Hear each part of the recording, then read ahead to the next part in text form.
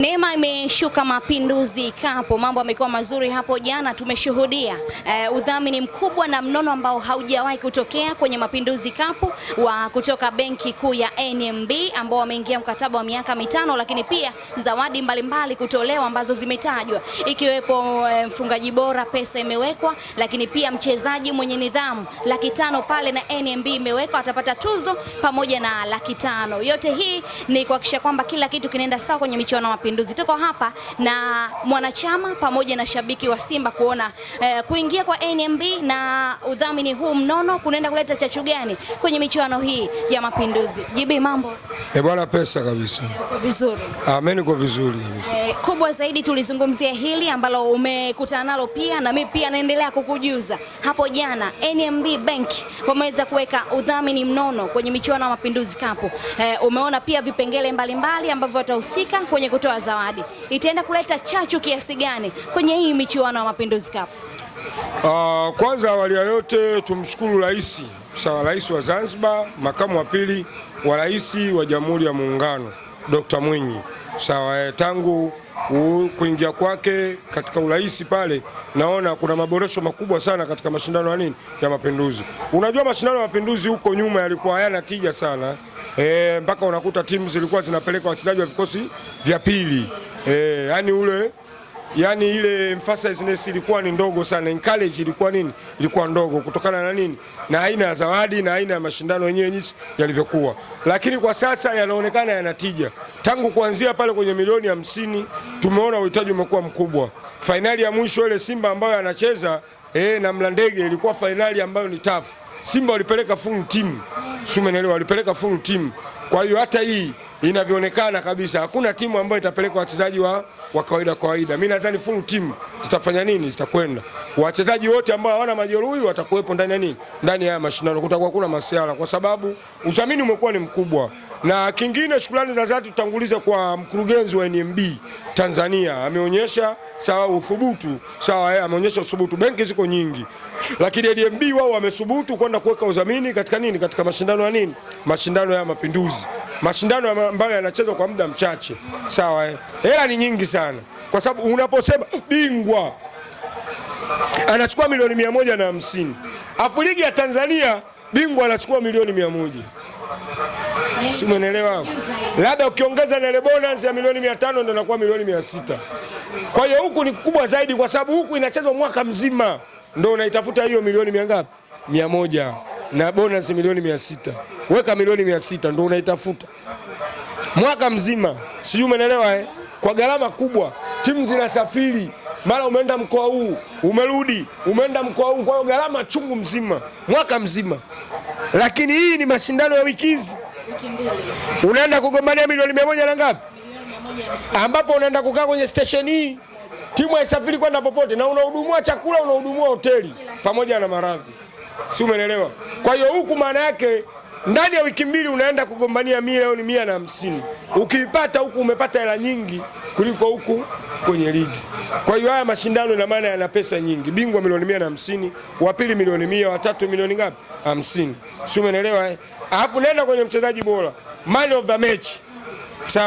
Anachukua milioni 1. Mchezaji mwenye nidhamu, ambapo huku kwenye ligi hakuna. Kule unaambia mchezaji mwenye nidhamu anapewa laki ngapi? $500. Hivi kuna mchezaji anaweza akafanya faulo za ajabu? Kila mchezaji atataka awe Yesu.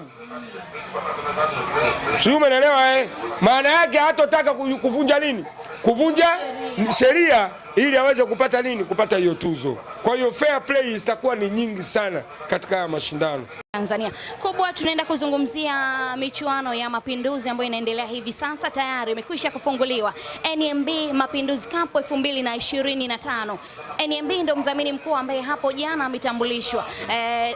Mkataba mnono ameweza kuingia, lakini pia zawadi mbalimbali pia ameweza kuziweka. Itaenda kuleta tija gani ama ushawishi gani kwenye hii michuano ya Mapinduzi ambayo ilikuwa inachukuliwa kawaida kipindi cha nyuma? Tuzungumzie hili, nini hasa ataenda kukiongeza ama kitaenda kuongezeka kwa michuano ya Mapinduzi ambayo sasa hivi tunaita NMB Mapinduzi Cup baada ya mdhamini NMB kuingia pale kati na kuweka udhamini mnono. Tulizungumzia hili kwa upande wako, mdau wa mpira.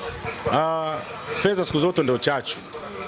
Hasa kwenye mpira ni pesa. Kwa hiyo kitu cha kuongeza hii hela kafika milioni 500 mashindano haya ina maana yatakuwa na msisimko mkubwa kuliko ilivyokuwa mwanzoni. Kwa hiyo jambo limekuwa jambo na ushindani utakuwa mkubwa kwa sababu zawadi zimeongezeka. Kwa ujumla mashindano yatakuwa na msisimko mkubwa kwa sababu ya dau ambalo limewekwa. Simba, Yanga, Azam, Singida, kutakuwa na ushindani mkubwa. Mlandege sio nani, kutakuwa na ushindani mkubwa sana safari hii. Alafu kitu kingine ambacho nimekiona katika mashindano haya ni kwamba viongozi wa vilabu vya Simba na Yanga ndio sehemu yao kujipima vilabu vyao, hasa kwa usajili wa dirisha dogo, wachezaji waliopo na mwalimu aliopo. Kwa hiyo ni sehemu ambayo ya kujipima ili kujua kwamba nina kikosi cha design gani wa kuelekea kwenye muda wa ligi kuu na klabu bingwa barani Afrika. NMB Mapinduzi Cup 2026 tumekuwa tukishuhudia hasa vilabu hivi vikubwa vya Simba na Yanga wakileta wachezaji ambao watu wanawataja kama ni timu B kutokana na namna ambavyo michuano ilikuwa ikichukuliwa. Unadhani kuingia kwa NMB kunaenda kubadilisha mentality za watu? Exactly, kwa sababu hata hivyo sasa hivi kanuni hizi zimeonyesha lazima mje na vikosi vyenu vya kwanza, tofauti na hivyo kwa zamani. Wachezaji wengine wako AFCON lakini wale waliopo wote wataenda kwenye Mapinduzi Cup. Ndio mfumo. Zamani walikuwa wanakupeleka kweli labda Simba B au Yanga B, lakini safari kwa mfumo ambao umewekwa na misingi ambayo imewekwa lazima mpeleke kikosi cha kwanza. Kwa hiyo ushindani utakuwa ni mkubwa, atakayeshinda atakuwa ameshinda kweli na atakayeshindwa atakuwa ameshindwa kweli. Maana kutakuwa na msisimko mkubwa. Nimeona mashindano mwaka jana yalikuwa na msisimko mkubwa sana. Mwaka jana, mwaka juzi. Mwaka huu atakuwa na msisimko mkubwa zaidi kwa sababu ya fedha ambayo imewekwa. Milioni 500 sio ndogo kwa wiki moja au wiki mbili. Ukiangalia pia tukija kwa upande wa wachezaji, mambo yamekuwa mazuri. Mchezaji mwenye nidhamu tu, NMB wametoa 500,000. Hii inaenda kufanya nini kwa wachezaji? Hiyo watu watacheza kwa nidhamu kuliko. So mechi moja tu unaondoka na 500,000 ya nidhamu. Kwa hiyo watu watanyonyesha sana, mtu asipate kadi nyekundu au kadi ya njano. Ni mechi ambayo watacheza kiungwana zaidi. Hii itakuwa ni motisha kubwa sana. Na NMB wamefanya jambo zuri sana. Haya angeanza siku za nyuma ingekuwa bora zaidi, lakini kila kitu kina wakati wake. Wakati wake ndio huu hapa ambao wataenda kuboresha kwenye ligi ya Mapinduzi Zanzibar. Mazuri kwenye Mapinduzi Cup ambao sasa hivi yanafahamika kama NMB Mapinduzi Cup mara baada ya mdhamini na udhamini mnono kuweza kuwekwa. Tuko hapa na mmoja wa waandishi wa habari kuzungumza naye kuhusiana na udhamini. Itaenda kuleta chachu gani baada ya NMB kuingilia kati michuano ambayo ilikuwa inachukuliwa kawaida na watu wengi?